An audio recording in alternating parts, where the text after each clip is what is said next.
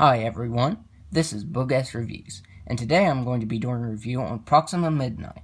So before we take a look at Proxima, let's take a look at the accessories that she comes with. So first up, she comes with the torso of Thanos. Looking pretty good. So now let's go ahead and put the head on him. So there we have Thanos. Well, just his torso and head so far.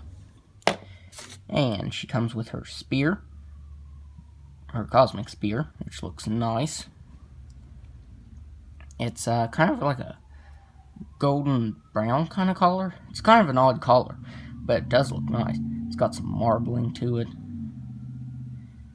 and it has some dry brushing of that brown. I think that's brown, or maybe it's just really, really dark bronze. But it looks pretty nice. And Proxima can hold it in her hand very tightly. She won't drop it or anything like that. So that's pretty good. So now, she can't hold it in both hands. You can kind of get her, wait here. You can kind of get her in this kind of a pose. It's not wanting to do it. There. But you can't really hold it in two hands. She can kind of grip it in this one. Not much. But, still pretty cool. So now let's take a look at the head sculpt of the figure. Well, let's just take a look at the figure, not just the head sculpt. But for the head sculpt, I think it looks really nice. She looks very fearsome. I really like that head sculpt. Now in the comics, it's kind of just a mask. Like she doesn't have these weird antler things coming out of her head. But I like how the MCU kind of made her their own take on Proxima. Because for the most part, it's very accurate. I mean, the suit has more added detail, and the armor is more detailed, and even her head is more detailed. But that's what I like about the MCU. They always make the characters their own, and kind of go with their own design. She has red dots all over her head. She has kind of beady little eyes. She's very creepy, yeah. And she has blue hair, which looks nice. It's cast in that kind of rubber that reflects light, because I have the light on my camera here. Oh, didn't notice the Proxima. I was making her drop her spear here, but it's cast in that, and if you hold it up to the light, it almost looks like it has light blue and dark blue brushed into it. But it's all just one color. It's just the light bouncing off of it. But it looks very nice. I like the armor on her left arm. It is way more detailed than the comic one, than the comic version. It's got marbling to it. And that's why I like all of the armor pieces on her. Like right here on her right leg, she has armor. And it's got some marbling to it as well. That looks really nice. And her whole suit has this nice texturing to it. Kind of like a thumbprint texture. That's really nice. And then the white isn't just plain white, it's kind of like a pearl white. She has some more armor right here. And that doesn't have as much marbling as the armor on her left arm and her right leg. And she is very, very tall.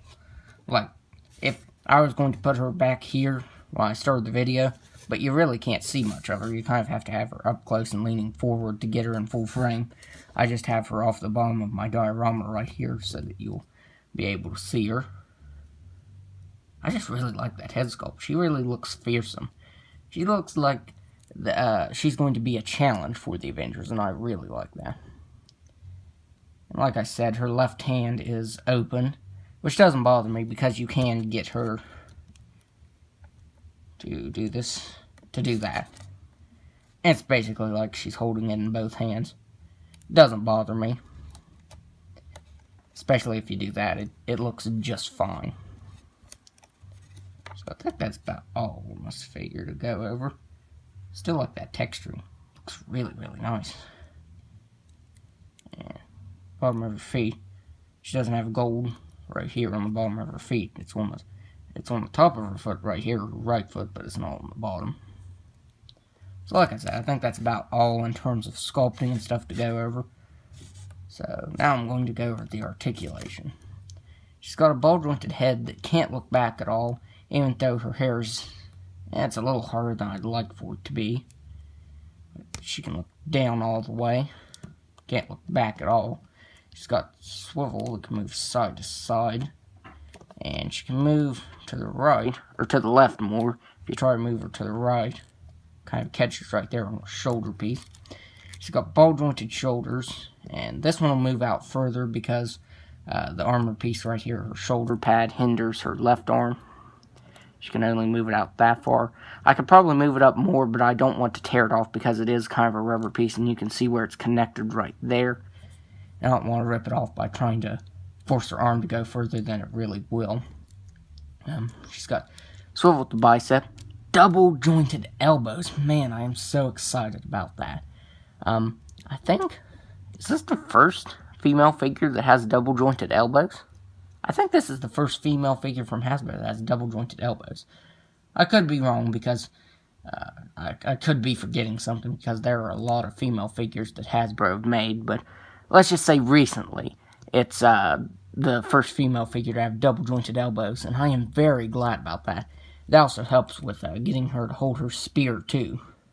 Those double jointed elbows help. So hopefully more female figures soon will have double jointed elbows too, because if they can give them to Proxima, they can give them to anyone.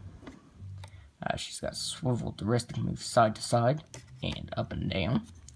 She's got a ball jointed diaphragm that can move back all the way. Can move down just a little bit, more than Iron Man, and move side to side. She's got ball jointed hips that can pretty much do a split, which is something surprising for such a tall character. She can kick forward all the way. She can kick back all the way. She's got swivel at the thigh, double jointed knee, swivel at the ankle, and an ankle rocker. So I am pleasantly surprised with the articulation on this figure, because, you know, being such a tall character, I didn't figure that they'd probably give her a lot of articulation. But she has really great articulation. Wait, let me get her in kind of a normal pose here. There, I kind of like to have her posed like that. Wait. Now she's not wanting to stand up. There. So now let's do some size comparisons. So here she is next to Captain America, who was taller than Iron Man. And you can see she is way taller than Captain America. That's why I said she's going to be a match for the Avengers, because she is really tall. Here she is next to Iron Man. And I knew she'd be taller than him. If she's taller than Captain America, she's going to be taller than this short Iron Man. Here she is next to the basic Black Widow, which is a little short, but still fits in pretty well with the Marvel Legends. She is way, way taller than her, too. And to my surprise, she is even taller than Hela. Let me see here. If you count her antlers here, or her horns, whatever they are. I'm trying to get her to stand. Well, she won't stand up straight, but her horns are a tad bit taller, but her actual head is right here, and Proxima's is up here. So she's even taller than Hela, which I thought was a really tall figure. So overall, I would highly recommend this figure. It is really nice. Like I said, she has a lot more articulation than I figured she would. She has great sculpting detail, and she is huge, which I really like. So I would highly recommend this figure. And if you like this review, be sure to hit the like button and subscribe to my channel. Thanks for watching. Trying to hit stop.